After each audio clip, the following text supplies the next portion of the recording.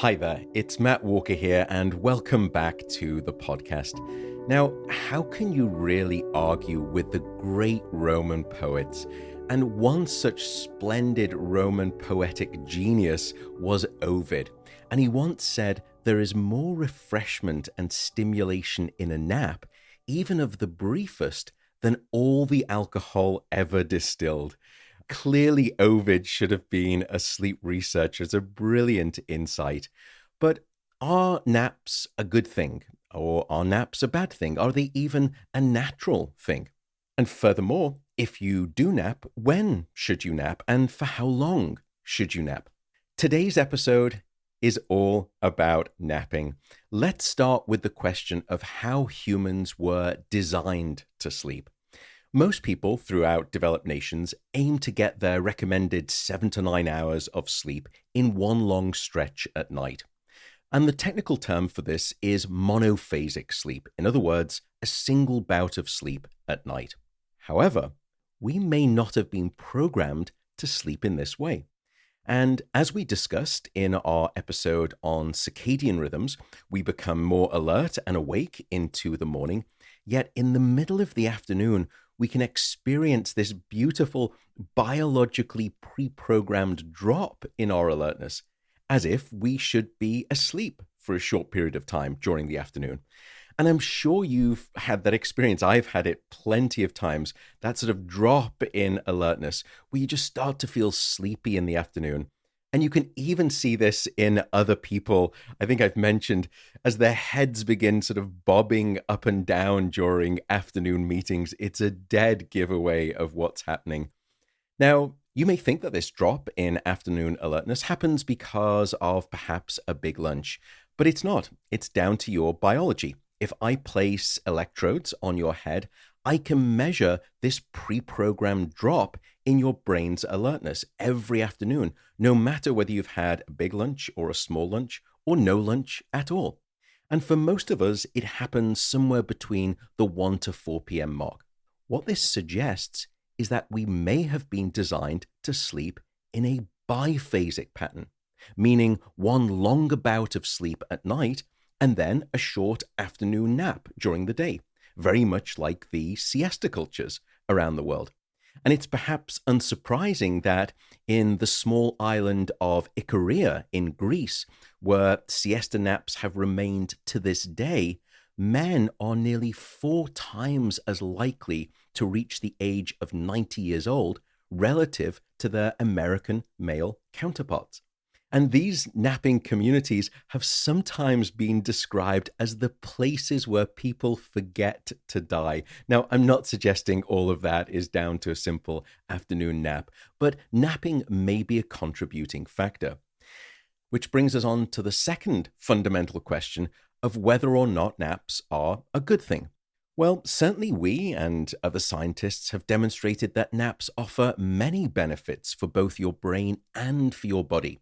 So from reductions in blood pressure to improvements in learning, in memory, even in creativity, to the rebalancing of your moods and your emotions, shifting you towards a more positive bent, a more rosy outlook on life, naps seem to have proven their worth. And as a matter of fact, NASA clued into this a long time ago. In the mid-1990s, they refined the science of sleeping on the job for the benefit of their astronauts. And what they discovered is that naps as short as 26 minutes offered a 34% improvement in task performance and more than a 50% increase in overall alertness. And these results actually hatched the so-called NASA nap culture throughout all of their terrestrial workers.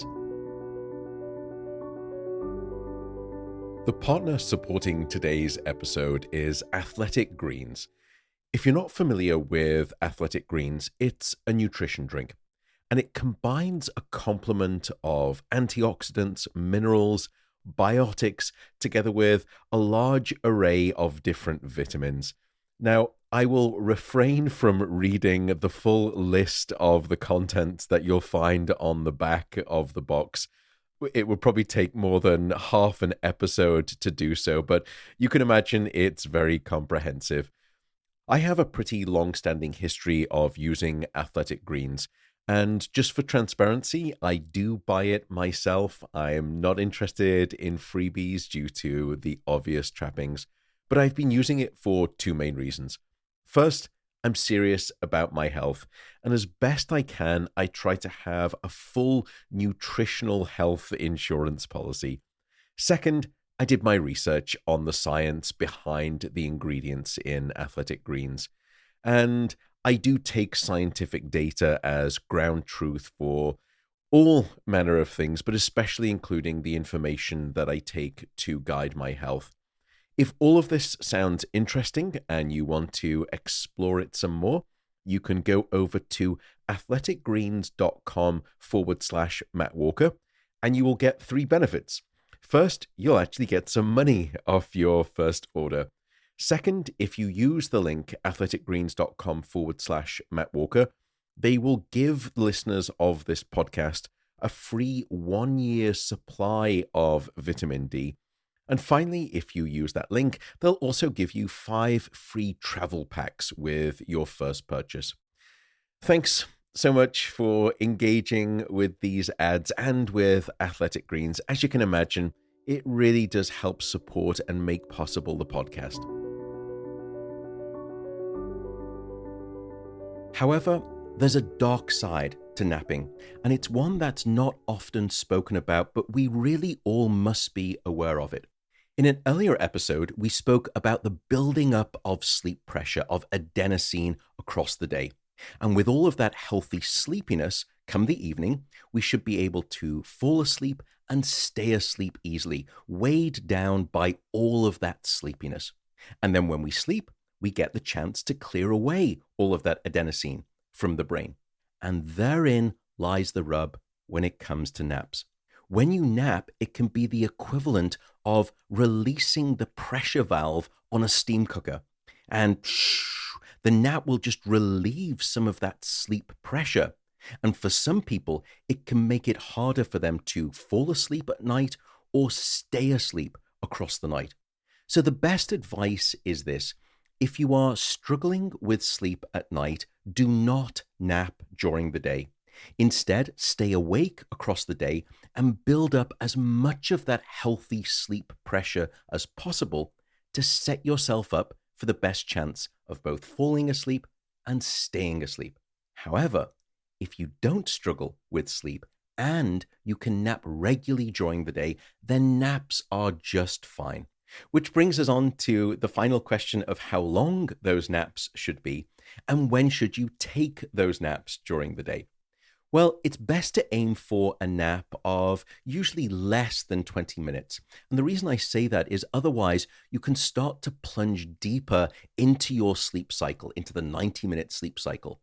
And when you awake, if you sleep longer, you can have what we call a sleep inertia. It's almost like a little short sleep hangover where you feel worse rather than better than when you did before you took the nap. As to the question of when you should nap, try to nap before 2 p.m. in the afternoon. Certainly, you want to stay away from late afternoon naps and early evening naps. As my sensational colleague and very dear friend, Dr. Michael Grandner often says, napping late into the afternoon or into the early evening is a little bit like snacking right before your main meal. You'll just take the edge off your sleep appetite, and therefore you won't enjoy that full meal of sleep come the evening. And that reminds me of one additional point I want to make.